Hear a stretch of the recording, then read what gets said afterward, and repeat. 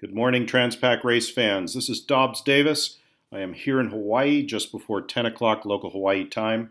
I want to also apologize for not getting the analysis show up last night. We had a little technical glitch with one of our computers here to not get the imagery out. So the audio recorded fine. We just didn't have the videos. So we ended up taking that one down, and I'll try to retell some of the story of last night in today's video for the 13th of July. The story today is that the Barn Door Trophy winner has been established. The team on Rio 100 came in very early this morning, about 6 hours, almost 7 hours ago. And I was fortunate to be down at the dock to meet them, and they did a great job. Here is a photo of them coming into the lagoon. They actually we're not too beat up. I think with the team they had on board and the ordeal they went through, as one of the guys told me, it was almost like a delivery. But I know he was jesting, of course. They had a tough time. For those that don't know the story, what they're driving the boat with here, as you can see, is actually an emergency rudder. You can see where the straps are bolted onto the transom of the boat.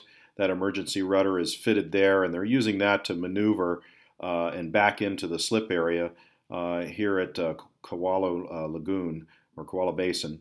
And but their fixed rudder, which is in the hull forward of the transom, that's positioned right about here in opposition to their starboard rudder, which is here.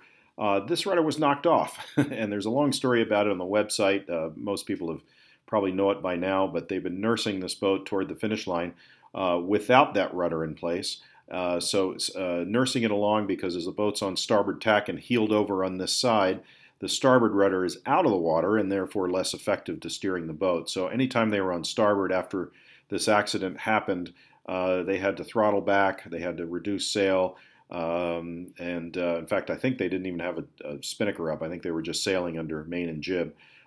With everything stacked up on the starboard side just to try to keep this part of the boat in the water. Now, once they got to the position on the course where they could jibe to port, they were good to go because that starboard rudder was fully immersed, and away they went. So it's an interesting story. It is explained on the website, so I urge everybody to take a look. It's a fantastic display of seamanship, frankly, and you know, to have a hole, what essentially was a hole in the boat. They had to first contain the problem, not take on any water, then analyze how to fix it. The repair is very clever. I took a few photos of that. We'll throw those up on the website as well. But here's another photo of this team enjoying themselves at Hawaii Yacht Club, and we really hats off to them. This is the Barn Door Trophy in the background. We took this photo this morning because a lot of these guys are hitting the airport here in the next day or two and won't be around for the end of next week and the big trophy and award ceremony next Friday. So this was probably the only opportunity we had to get the full team here in front of this trophy. This is Manoush Mashietti. He's the owner of the boat, and he just had a great story to tell. I also took a video of that. Apologies to those of you that see it. It's it's out of focus. It was in the dark, and I was using my my sophisticated iPhone and my unsophisticated knowledge of how to use it. But certainly Manoush's words are good, and the story is an inspiring one. He credits the whole team for having pulled together in turning what could have been a disaster into a victory. Turns out the time on the race course beat their previous time from 2 years ago, and this is even accounting for many hours we can estimate, but 7 to 8, maybe 10 hours of time lost because of this rudder situation. So anyway, great tale of seamanship and perseverance, and our hats off to the whole team here on Rio 100. Now, going to our tracker, this is with the 4-hour delay. This boat here, Invisible Hand, will be the next one coming into Hawaii. Now, this position is at 5:30 local time right now. It's a little bit before 10. I'll slip over to the live tracker just to show you here in summary form where they are. So they're only, in fact, within 20 miles right now. certainly within sight of the finish at Diamond Head, probably just converging on Coco Head now. So the photographers and the helicopters are out there. They're going along quite nicely, 13 knots. Here in LOI, it's pretty light air, but out there it's still got good breeze.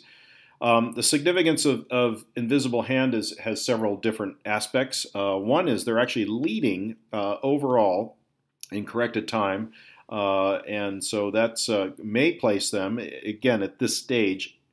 Something might happen. The breeze might fill in. Some of the other guys might come roaring up, and we'd have to look at the corrected time differentials a little more carefully. But right now, Invisible Hand may have the King Kalakaua Trophy that is awarded to the overall corrected time winner. That was won last year by 2 years ago by Grand Illusion. So this too is a significant trophy. But again, we don't know yet. They're certainly in the running. If nothing else, they're leading their division.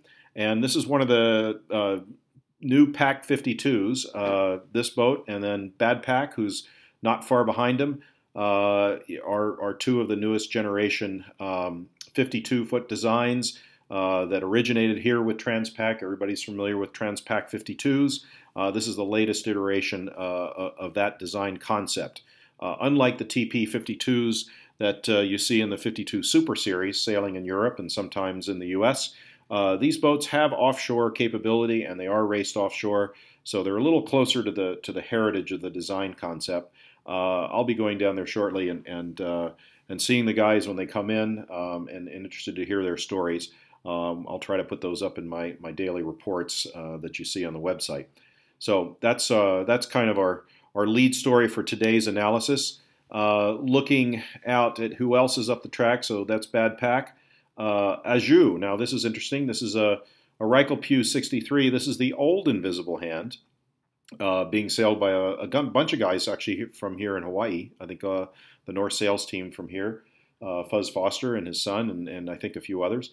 They are on track. It'll be close between them and Bad Pac, but their ETA is a little bit later this afternoon.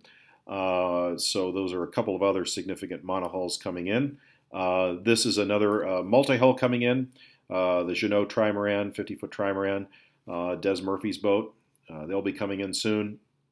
And then Varuna, another well-sailed monohull, Chris Hemmons and his team from Newport Beach.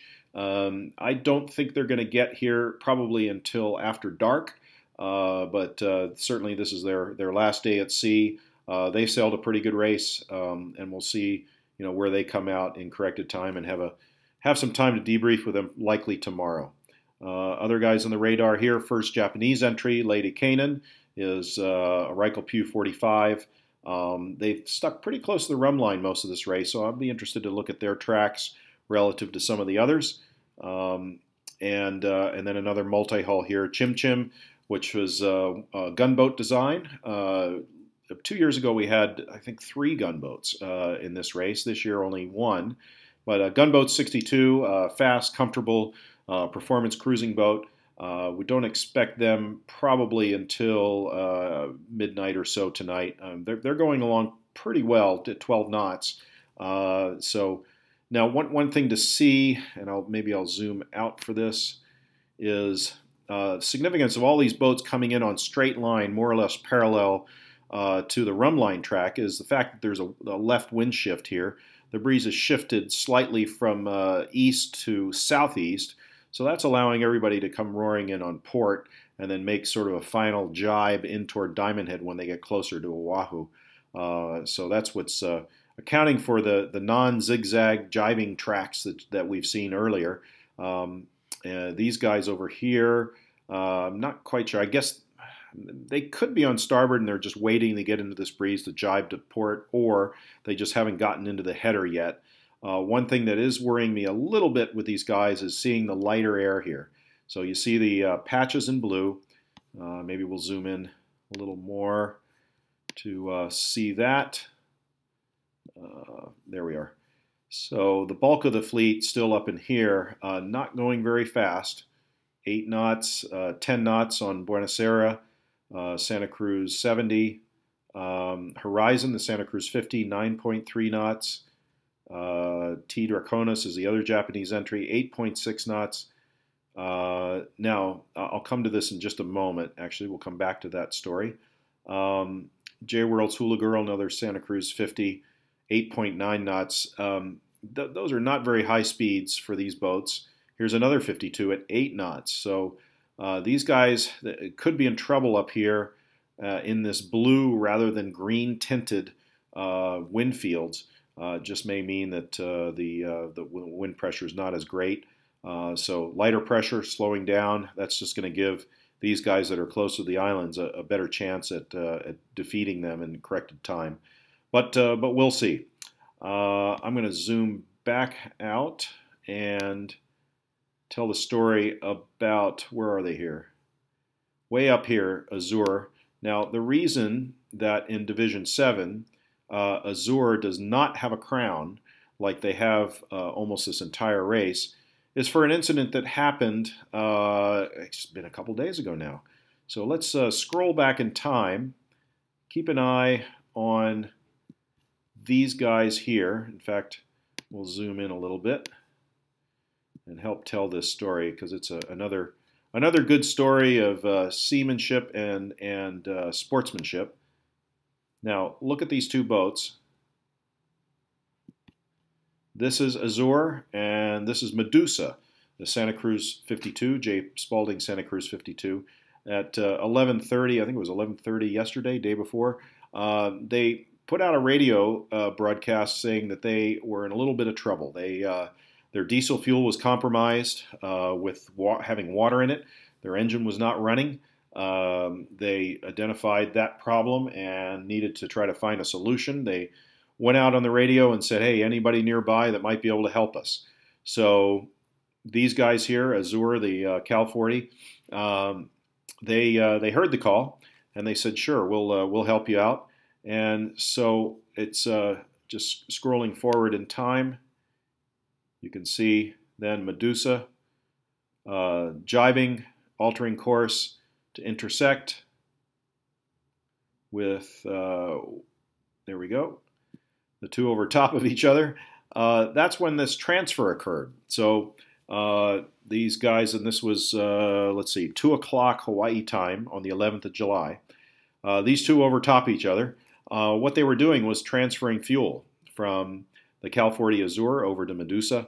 They transferred apparently 5 gallons of fuel in whatever they could find, containers, milk jugs, water bottles, whatever they could get, and cleverly kept the boats apart, which isn't an easy task in 18 knots of wind and some unruly seas, and made this transfer. So hats off to the guys in Azure. I think the race committee told me that they've already put in a claim for the time that they've put into this rescue. But that time and that loss of position is in part responsible for why another boat in their class now has the crown on the leadership board. That'll all get corrected once the boats finish and the race committee gets the results and applies that correction. But for the meantime, Azure may or may not be in the lead. Now, what's a little more curious to me is why these guys have gone so far north of ley line. And I'll zoom back out. Maybe they've got, maybe they have a strategy in mind to try to get some leverage to come back at the fleet. But you can see they're the northmost boats out here. You know, I don't know what they're doing now. 7.5 knots, 9 knots. I mean, that's more or less the same as everybody in here. So they've got to be careful and not getting too far and possibly overstanding when they make their final approach into the finish. But that's the story that I wanted to tell last night, and apologies for not having gotten that done visually with our technical problems here. But that's my analysis show for today, 13th of July. Tune in tomorrow. We'll have a lot more boats coming in and finishing, and a few more stories to tell. So for now, I'm going to say so long, and we'll catch you tomorrow. I'm Dobbs Davis, signing off.